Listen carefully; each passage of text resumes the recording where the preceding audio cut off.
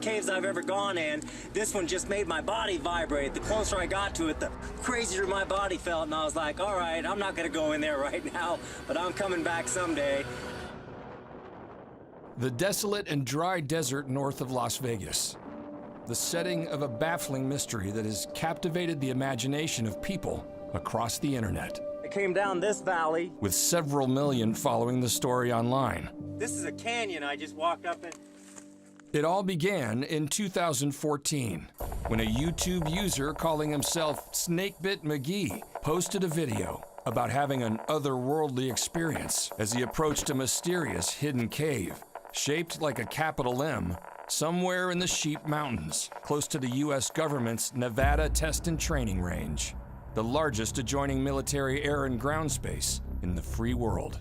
This government land is home to both Nellis Air Force Base and Area 51, the infamous highly secretive government testing site, which urban legend says houses the wreckage of alien spacecraft and possibly aliens themselves.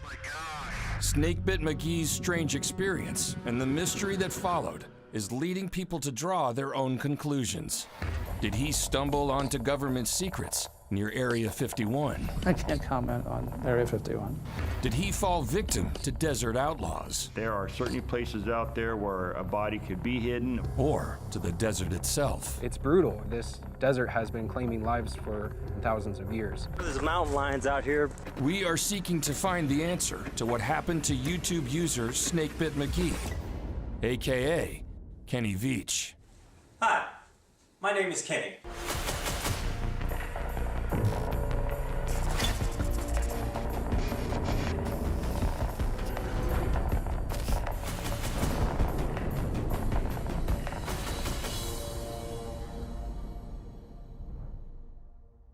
Kenny, he was fun. He was just fun.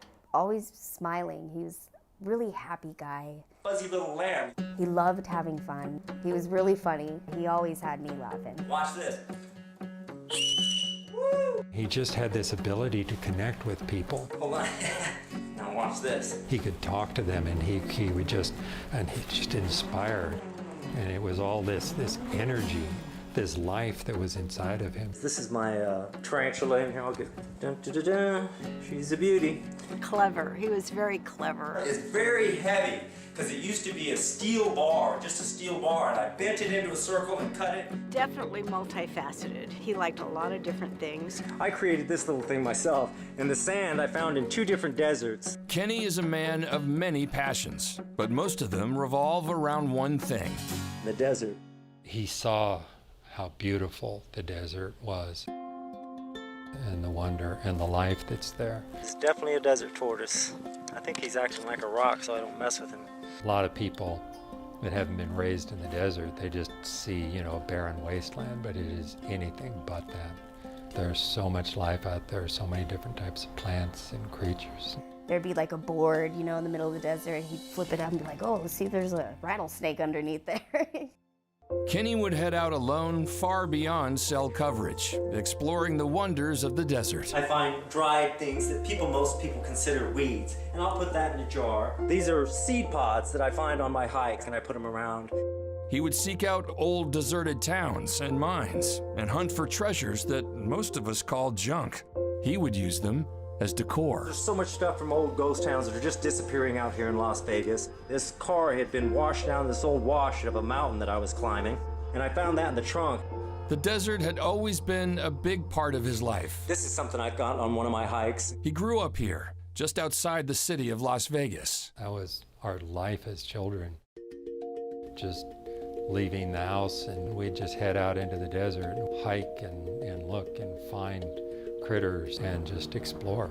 It's what we did. I just came across these, and they have just opened and dropped gigantic sweet pine nuts or pinion nuts, whatever you want to call them. They're perfect. I'm a happy camper. Kenny spent so much time in the Mojave Desert that he seemed to be untethered from the grim realities of this unforgiving landscape. If there was like one thing to describe him, like nature man. The one thing I do know about Kenny is he was an amazing hiker as far as distance. He used to pride himself on how far can I hike, how far can I go without drinking a lot of water. It's kind of dangerous, and I try to pretend like I don't have any supplies. You know, I bring water and I bring something to eat, but I haven't eaten anything since I started this hike, and I've only had 2 small gulps of water. He was a very good hiker, and he amazed me. It starts turning into cliffs and stuff that I got to start climbing down. It gets a little hairy. He loved to hike, not on trails, off trail. We did, I call it wild hiking, kind of like wild camping. It's not a campground. It wasn't a hiking trail. We just trailblazed through the desert. And sometimes we would spend 9 hours together in the desert. But usually his hikes by himself were overnight trips. So I slept up in these mountains, and it's pretty high. And they were never really usually one night. It was always 2, possibly 4 nights, because he could carry enough water with him. I'll put a pack on and hike up to 15 to 20 miles just to get to the mountain, and then I'll climb all the way to the top of the mountain. No matter how I gotta get there, I climb and climb and climb. And when I get to the top, I spend the night, no matter how many times I feel like spending the night, however long my water supply lasts, and I come back down the mountain a different way. And it was during one of these far off the beaten path nature hikes where Kenny said he stumbled upon the mysterious cave that he claimed was emitting some kind of seemingly supernatural force. And that's where the mystery begins. Every time I go out into the desert exploring, I think what could have happened to Kenny. Eric Cacinero is a journalist and author of the book Odyssey of a Ghost Town Explorer. He has studied the Veach case extensively and wrote an article about Kenny for Nevada Magazine in 2019. He is fascinated with the story that evolved after Veach posted about his unlikely encounter with the mysterious desert cave. When Kenny posted his comment, people naturally kind of called him out on it. And said, where's the proof? So Kenny's mission after that was to go out and show proof of this cave. I told him, hey, I'm coming out here, because they kind of called my hand on it. And so he went out to the place where he had gone before, which is located about an hour north of Las Vegas in the Sheep Range. Kenny, aka Snakebit McGee, armed with the pistol and his video camera, set out to document his search for the M-shaped cave that had terrified him on his first encounter. And his persistence in finding the cave would lead only to more questions. No, something's just not right here. And wild theories. They have all kinds of electronic equipment out there that detects you, that you can't see, of course.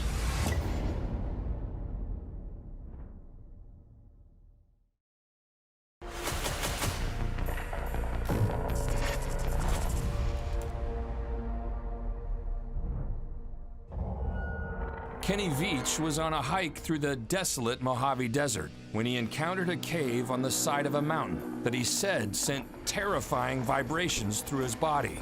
After posting about the odd experience, Kenny was encouraged by web users to return to the cave and seek answers. My mission today is to just do a one-day hike. It's about a 10-hour hike. I got to still go over another ridge and then go all the way down a big crevice that's real narrow and gets kind of scary. And I'm looking for a cave that I found, and I didn't have a sidearm when I was here before. What Kenny produced on his journey was the now infamous M-Cave hike video. Hopefully I'll find that cave. It's like back over there somewhere. His M-Cave hike is a wandering, lighthearted journey. Whew, I'm gonna be worn out, but that beer's gonna taste good. Kenny takes us across mountains and through canyons. Yeah, a little bit of drop off. I think I should be able to scale down these bushes. He spotted animals, including a desert tortoise. He's neat looking. And bighorn sheep. Look at him. That's why I love coming out here. You never know what you're gonna see. He ate pine nuts. They're everywhere. And by all accounts, Kenny seemed to be enjoying himself. There's some interesting stuff coming up here. Look at that. But the one thing he did not accomplish There's lots of little caves, but they're not the kind of cave I'm looking for. was find anything resembling an M-Cave. Well, I did not find the cave. That is so weird. When Kenny returned home and posted the video, it was not long before the comments began streaming in. People, yet again, start calling him out, pretty much saying, okay, well, you went out to find this cave, and you said it exists, and then you posted this video and there is no cave still. So YouTube users kind of egged him on a little bit. But one comment stands out as being ominous in the comment section, and it said, "No, don't go back out to that cave. If you end up finding them cave, you won't get out." And so that comment has since been deleted off of YouTube. It wasn't just Kenny's claims of the cave's strange vibrations that triggered all the comments. It was its location. Being that its proximity was so close to Nellis Air Force Base and Area 51, a cave of this nature just seems kind of mysterious.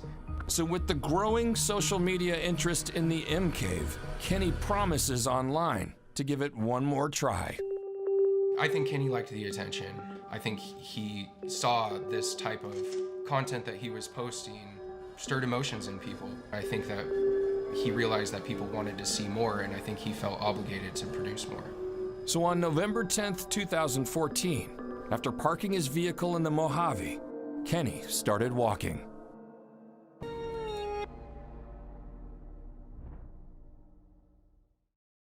So much goes on in the desert. There's so many things we don't know. A cave of this nature just seems kind of mysterious. Mojave Mystery, Vanished in the Desert, a 2-hour special event. Real life nightmare. Sunday at 9 on HLN.